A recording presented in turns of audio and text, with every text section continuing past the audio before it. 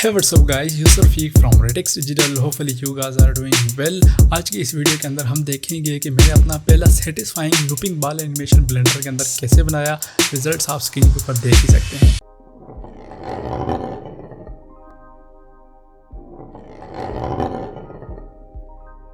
तो ये मेरा पहला सेटिस्फाइंग रेंडर था जो कि मैंने ब्लेंडर के अंदर बनाया और सुपर क्विक बहुत ही जल्दी बनाया। तो मैंने सोचा क्यों ना इसका प्रोसेस आपके साथ भी शेयर किया जाए। वीडियो शुरू करने से पहले मेरी आप लोगों से रिक्वेस्ट है, अगर आप इस चैनल के ऊपर नए हैं और आपने अभी तक इस चैनल को सब्सक्राइब नहीं किया हो तो ज़रूर सब्सक्राइब कीजिएगा और बेल आइकन को भी प्रेस करना है ताकि VFX रिलेटेड आने वाली नई वीडियोज़ का नोटिफिकेशन आपको मिलता रहे। तो बिना वक्त ज़ाया किए बिना चलते हैं अपने ट्यूटोरियल की तरफ। सबसे पहले हम बात करते हैं कि सेटिस्फाइंग वीडियोज़ और लूपिंग एनिमेशन का मकसद क्या है, वो कैसे बनती हैं। तो लूपिंग एनिमेशन जिसके नाम से ज़ाहिर है कि ये एनिमेशन बार बार लूप हो रहा है, वो साइकिल की फॉर्म है और आप ये डिफरेंशिएट नहीं कर पा रहे हैं कि ये वीडियो एग्जैक्टली शुरू कहाँ पे हो रही है और एंड कहाँ पे हो रही है। आप उसको देखते जाओगे, वो कभी भी ख़त्म नहीं होगी। अगर हम बात करें सेटिस्फाइंग वीडियोज़ की, तो इन वीडियोज़ में स्पेसिफिकली एक पैटर्न होता है, एक सिमेट्री हो सकती है या फिर उसके अंदर कोई ना कोई ऐसी सिमुलेशन आपको दिखा रही है जो कि आपको मेंटली स्ट्रेस आपका रिलीव कर रही होती है। इसको अगर आप थोड़ा और डिटेल से देखें तो इसके अंदर एक मुकम्मल तौर पर परफेक्शन दिखाई जाती है। एक ऑर्डर जो है वो कंप्लीट हो रहा है, परफेक्टली कंप्लीट हो रहा है, यानी कि आप रियल वर्ल्ड में उसको नहीं देख पा रहे। आपने मोस्ट ऑफ द केसेस देखा होगा कि कोई ना कोई ऐसी चीज़ ऐसी हो रही है जो कि आपको देखते हुए विजुअली काफ़ी पसंद आ रही है, तो वो आपका स्ट्रेस भी काफ़ी रिलीव कर रही होती है। तो इसके लिए स्पेसिफिक ऑर्डर्स भी होते हैं, स्पेसिफिक कंपोजिशंस होती हैं, स्पेसिफिक कलर्स एंड साउंड बहुत ज़्यादा मैटर करता है। अगर हम साउंड की बात करें तो कागज़ को काटना हो गया, इसी तरह बारिश की आवाज़ जो है वो आपको सेटिस्फाइंग लगती है। तो ये चीज़ें मिलकर एक सेटिस्फाइंग वीडियोज़ बनाती हैं। तो जो मैंने एनिमेशन बनाया था वो बहुत ही सिंपल और स्ट्रेट फॉरवर्ड था, कोई इसमें कोई सॉलिड साइंस नहीं थी। तो आइए देखते हैं कि वो मैंने कैसे बनाया था। तो सबसे पहले हम बात करते हैं मॉडिफायर्स की ब्लेंडर के अंदर। तो मॉडिफायर्स ब्लेंडर के अंदर किस तरीके से काम करते हैं, इसके ऊपर मैं ब्लेंडर के कोर्स में बड़े अच्छे से एक्सप्लेन कर चुका हूँ। अगर आपने वो वीडियो नहीं देखी तो आपको यहाँ कहीं लिंक नज़र आ रहा होगा, उसके ऊपर क्लिक करके देख सकते हैं। बाय द वे, अगर आप ब्लेंडर में नए हैं और आप इसको सीखना चाहते हैं तो आपके लिए मुकम्मल बिगिनर कोर्स बनाया है जो कि आप मेरे यूट्यूब चैनल के ऊपर जाके देख सकते हैं। तो ब्लेंडर के अंदर सबसे पहले हम डिस्कस करते हैं बेंडिंग को, क्या आप अपने ऑब्जेक्ट्स को किस तरीके से बेंड कर सकते हैं। तो मैं यहाँ पर शिफ्ट ए प्रेस करके एक क्यूब जो है वो क्रिएट करूँगा और हम इसको थोड़ा सा लंबूतरा सा करते हैं ताकि हम इसको बेंड कर सकें।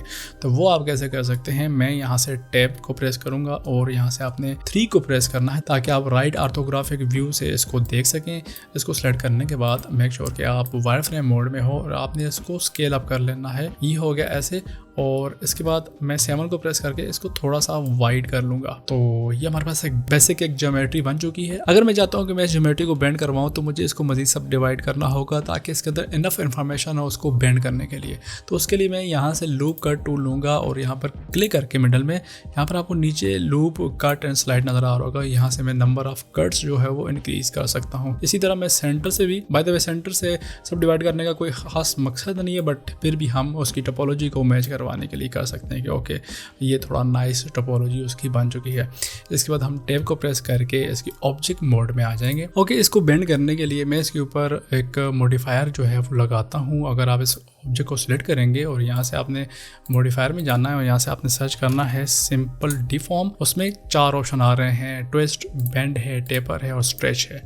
तो यहाँ पे अगर मैं ट्विस्ट की वैल्यूज़ को चेंज करूँ तो आपके पास कुछ इस तरीके से ट्विस्टिंग हो रही है और आप इसका एक्सिस ऑफ रोटेशन जो है वो चेंज कर सकते हैं या एंगल का जो एक्सिस है। फॉर एग्जांपल यहाँ पे आप देख सकते हैं, आप DNA लाइक या एक स्क्रू टाइप जो है वो चीज़ें वहाँ यहाँ से भी क्रिएट कर सकते हैं।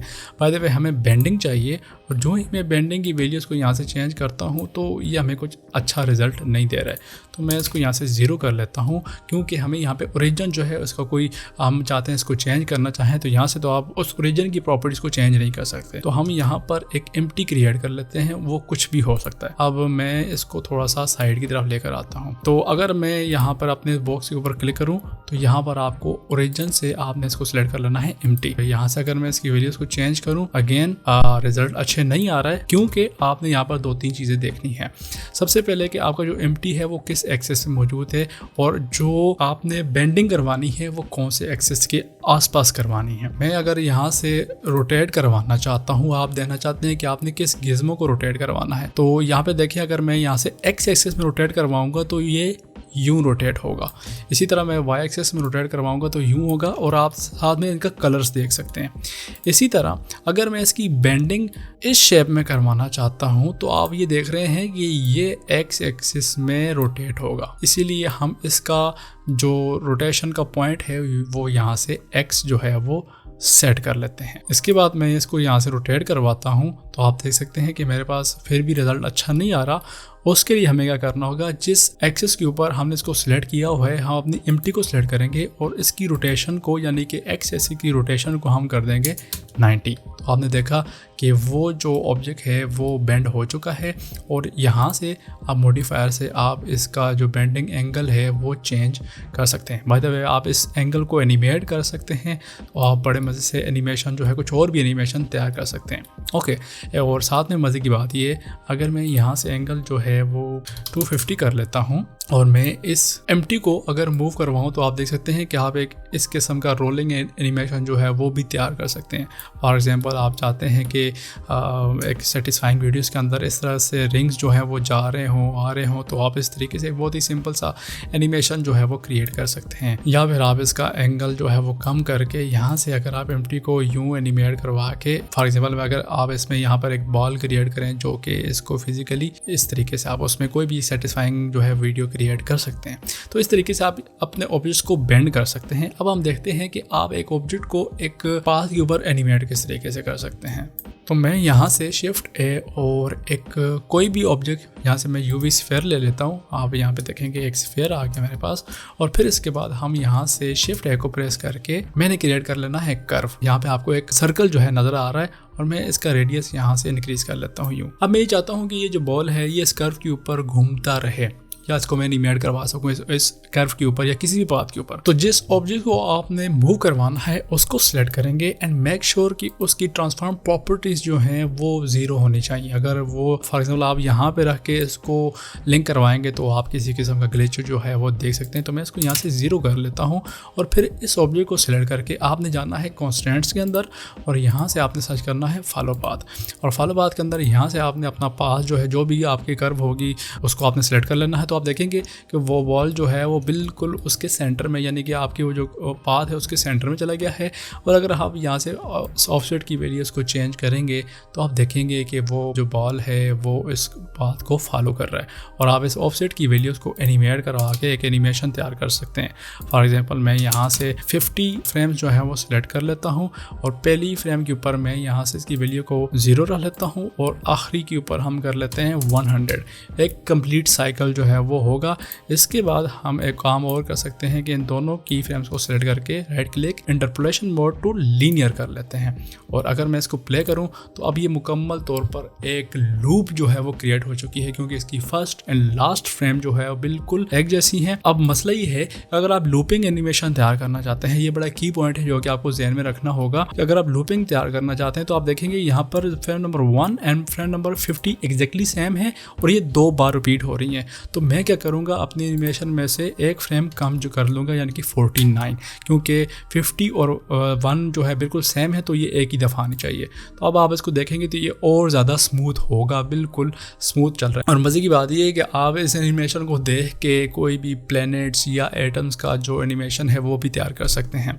ओके, तो ये 2 बेसिक चीज़ें थी जो कि मैंने अपनी वीडियो के अंदर यूज़ की। अब हम मेन फाइल के अंदर देखते हैं कि हाँ मैंने उसको किस तरीके से एनिमेट करवाया। तो मेरे पास सिंपल सा एक सेटअप है जिसमें आपको एक बैकड्रॉप नज़र आ रहा है और एक यहाँ पर सिंपल एक ऑब्जेक्ट है जिसको मैंने लकड़ी का टेक्सचर दिया और यहाँ पे आपको 2 ऑब्जेक्ट्स जो कि डुप्लीकेट हैं एक दूसरे के, यानी कि एक को डुप्लीकेट करके साइज छोटा करके मैंने सेंटर में रखा।